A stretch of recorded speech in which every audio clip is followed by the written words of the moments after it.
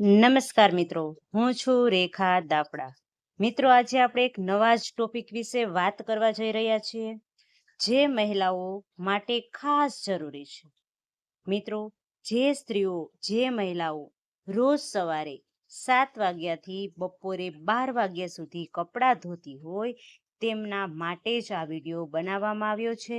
એટલા માટે બહેનો, માતાઓ ખાસ કરીને આ વિડીયોને ખૂબ જ ધ્યાનથી જોજો. કારણ કે તમારી એક ભૂલ તમારું આખું પરિવાર મુશ્કેલીમાં પડી શકે છે. તમારા પતિ પર સંકટ પણ આવી શકે છે. તમારા ઘરમાં ગરીબી પણ આવી શકે છે.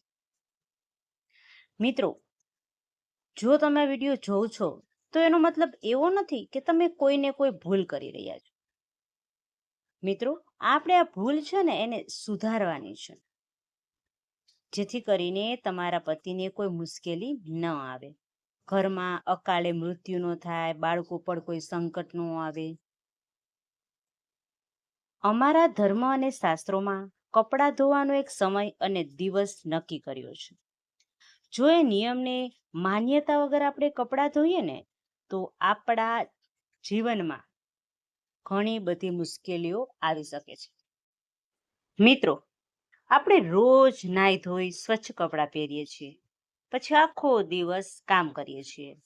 સાંજે ઘરે આવીને બીજા દિવસે એ કપડાં સ્ત્રીઓ ધોઈ નાખે છે. પણ અજાણતામાં તમે ખૂબ મોટી ભૂલ કરો છો, કારણ કે શાસ્ત્રોમાં એને પાપ માનવામાં આવ્યું છે. માનવ શરીરનો જે પરસેવો છે અને એ ઉર્જા કપડામાં જતી રહે છે. દિવસભરમાં જ્યાં જઈએ છીએ ત્યાંની સારી કે ખરાબ ઉર્જા પણ આપણા કપડામાં આવી જાય છે. એટલે કપડાં નકારાત્મક શક્તિથી ભરાઈ જાય છે. આથી મિત્રો, કપડાં માટે પણ કેટલાક નિયમોનું પાલન કરવું ખૂબ જ જરૂરી છે.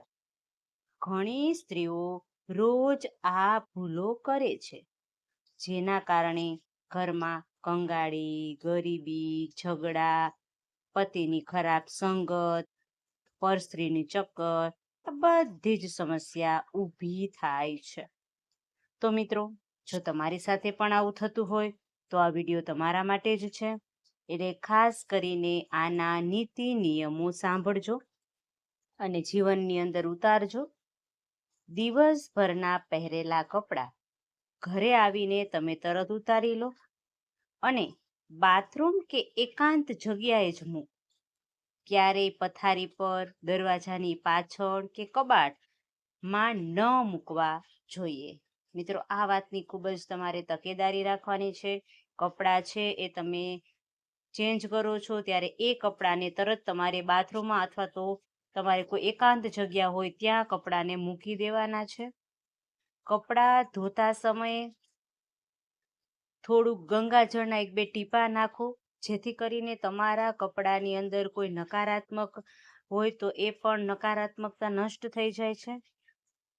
બીજો મિત્રો, સ્ત્રીઓએ શું ધ્યાન રાખવાનું છે તો કે જ્યારે પૂનમ હોય અથવા અમાસનો દિવસ હોય, આવા દિવસે ક્યારેય તમારે કપડાં ન ધોવા, કેમ કે આ દિવસો પૂજાપાઠ અને પિતૃઓ માટે હોય છે.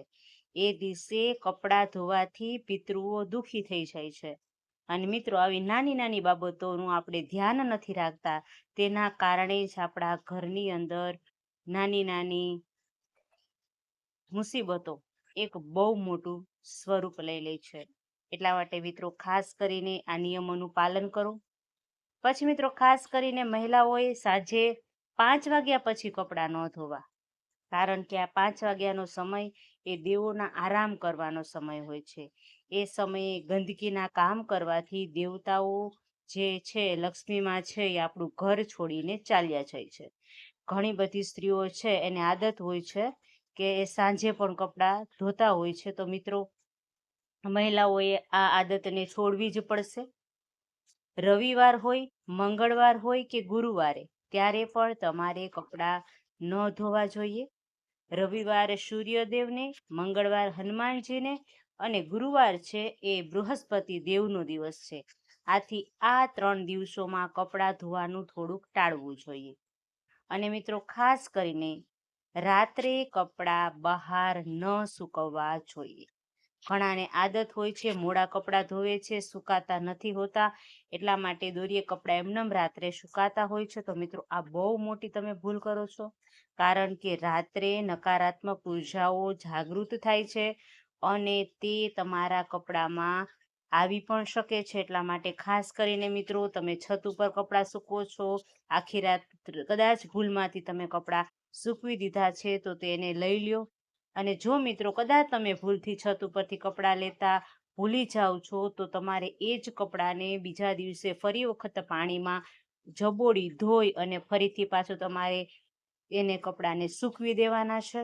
મિત્રો આ બાબતનું ખાસ ધ્યાન રાખજો, કારણ કે આ બાબતો છે એ ખરેખર વાસ્તુશાસ્ત્ર સાથે જોડાયેલી છે. મિત્રો હવે આપણે વાત કરીએ કે કપડાં ધોવામાં કઈ સાવચેતી રાખવી. તો જો મિત્રો કપડાં ધોવો છો ત્યારે એમાં થોડું ગંગાજળના 2-3 ટીપા નાખો. કપડાને એકદમ તડકામાં સૂકવો, જેથી કરીને જે કાંઈ નકારાત્મક ઉર્જા છે તે દૂર થઈ જાય. મિત્રો જ્યારે તમે નાહવા જાઓ છો ત્યારે નાહવાના પાણીમાં પણ થોડા ચોખા અને થોડી હળદર નાખીને સ્નાન કરજો. તેના કારણે પણ તમારું શરીર ખૂબ સ્વચ્છ થઈ જશે, નકારાત્મક ઉર્જા દૂર થશે અને માતા લક્ષ્મીના આશીર્વાદ પણ તમને મળી જશે. મિત્રો ખાસ કરીને જે આપણા સંતાન છે, સંતાનમાં હવે ધીરજ ખૂટવા લાગી છે, સંતાનો જિદ્દી થવા લાગ્યા છે.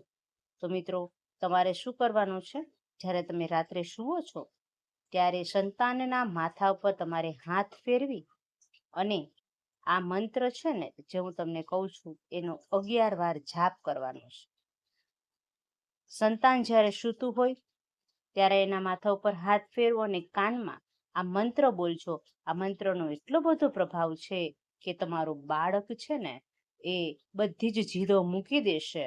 જે પણ એનામાં કઈ નકારાત્મક ઉર્જા રહેલી હશે એ પણ મૂકી દેશે, ચીડિયાપણું છે એ પણ મૂકી દેશે અને બાળક છે એનું ધ્યાન વધુ ભણવામાં કેન્દ્રિત થશે.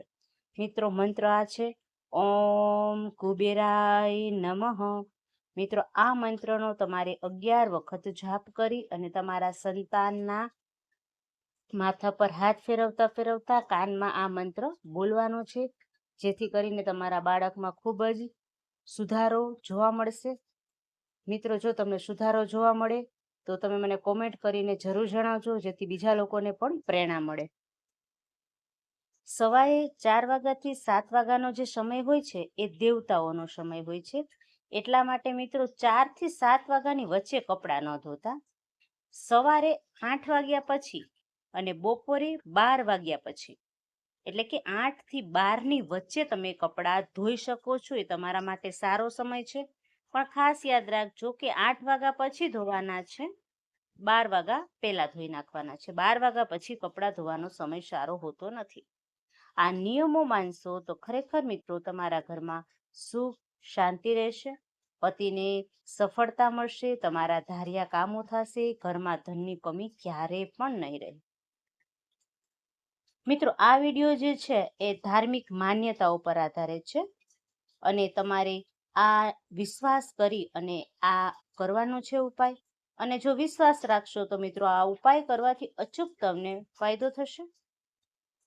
મિત્રો આ હતો વિડીયો કે સ્ત્રીઓએ ક્યારે કપડાં ધોવા જોઈએ અને ક્યારે ન ધોવા જોઈએ. જો તમને આ વિડીયોની માહિતી ગમી હોય તો મને કોમેન્ટ બોક્સમાં જય માં લક્ષ્મી જરૂર લખજો અને અમારી ચેનલને સબસ્ક્રાઇબ જરૂરથી કરજો, જેથી કરીને તમે આવા નવા વિડીયો અમારી ચેનલમાં જોતા રહેશો. ચાલો મિત્રો, હવે મળીશું નવા વિડીયો નવા ટોપિક સાથે. ત્યાં સુધી બધાને મારા રાધે રાધે.